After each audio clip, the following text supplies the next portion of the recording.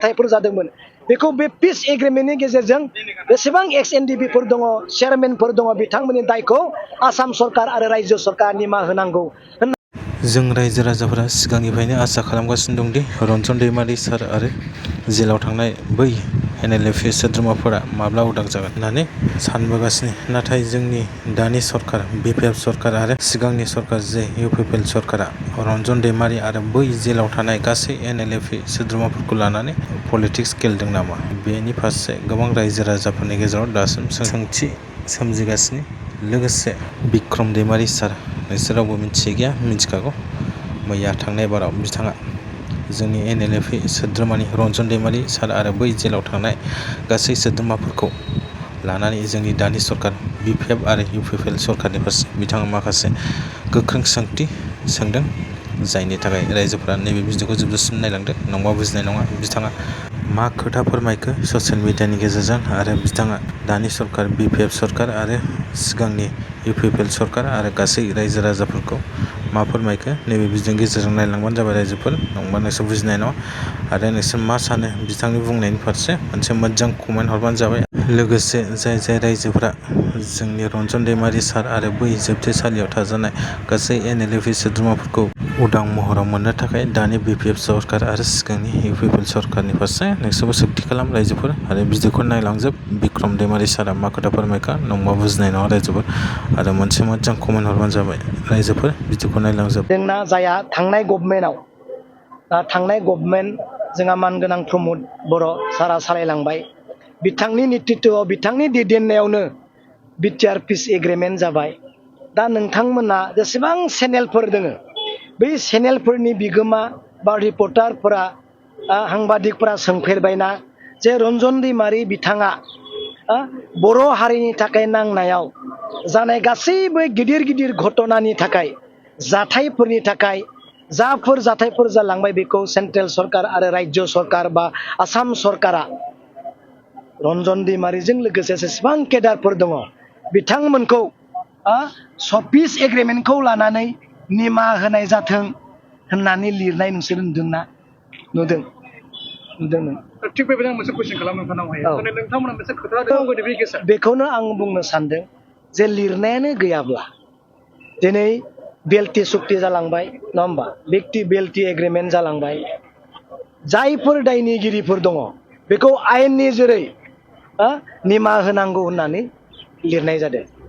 रन्जन दैमारिखौ मानो लिरनो हायाखैसै, मा उसुबिदा, सोर लिरोआसै, मानो थाखाय लिरनो हायाखैसै दे बे इन्डियानि गेजेराव बे भारतबर्षआव बा जोंनि आसामनि गेजेराव बे BTC आव जानाय जेसेबां घटना गिदिर गिदिर जाथायफोर जादोंमोन बेखौ बे पिस एग्रिमेन्टनि गेजेरजों बेसेबां एक्स एनडिपिफोर दङ चेयारमेनफोर दङ बिथांमोननि दायखौ आसाम सरकार आरो रायजो सरकार निमाहा होनांगौ होननानै मानो लिरनो हायाखैसै नङा होमबा?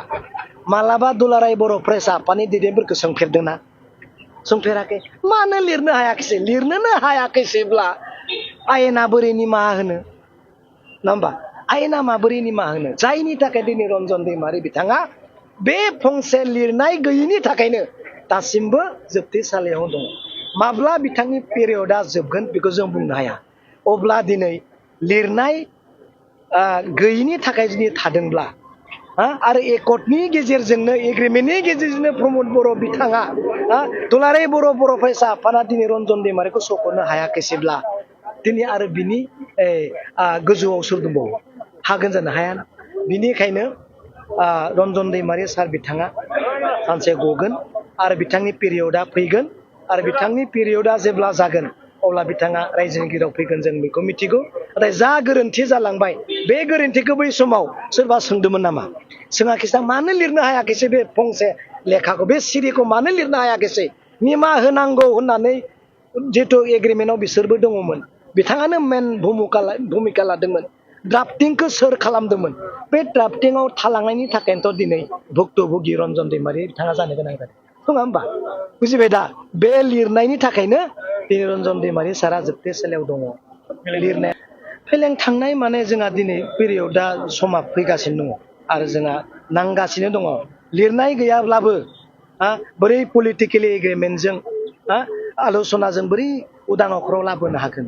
बेखौ दिनै हाग्रामा महिलारि सारा नाजागासिनो दं लिरनाय थानायमोनब्लाथ' ब्रह्मन बर'आ गावनो सख'नो हायामोनबा गावनो गबोबायमोन बियो लिरनायजों बे फंसे लिरनाय गैयिनि थाखायनो दिनै बे अबस्था मोनसे कुइसन खालामनो सानावहाय दा बिसोर गोबां इडुकेसन सेक्टरावबो नै जों हाग्रामा महिलारि सारा इयुथफोरखौहाय दिल्लीयाव नै सानसेनि उनाव दिल्लीनि इडुकेसन मिनिस्टार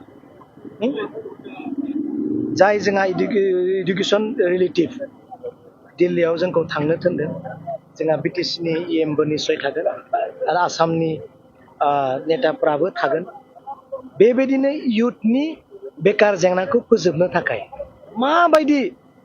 माबायदि बबे बिथिंजों बबे लामाजों इयुथफोरनि बेकार जेंनाखौ फोजोबनो हागोन बेखौ हाग्रामा महिलारि सारा बयबो इयुथफोरजों सावरायो जोंफोरखौ लेंहरना सावरायो इयुथफोरखौ लेंहरनानै रायज्लायो बबे बिथिंखौ मा लायोब्ला इयुथनि बेकार जेंनाया जोबगोन गासिबोथ' साख्रि मोनजोबा ना साख्रि मोनि फरायनायाव मोजां नङि इडुकेसन सेक्टराव डेभेलप जानो हायै बेक्तियाबो जे नोङो हंस्थापन मोननांगौ थांना थानांगौ बेखौबो दिनै नायदों बेनिखायनो नोंथांमोना नुलांगोन आरो जोंहा नै 2 लाखनि जिथु राननाय बेबो नेक्स्टआव जागोन बोसोराव खनसे जाखांबाय आरो नेक्स्ट इयाराव जागोन बिदिनो जालांबाय थागोन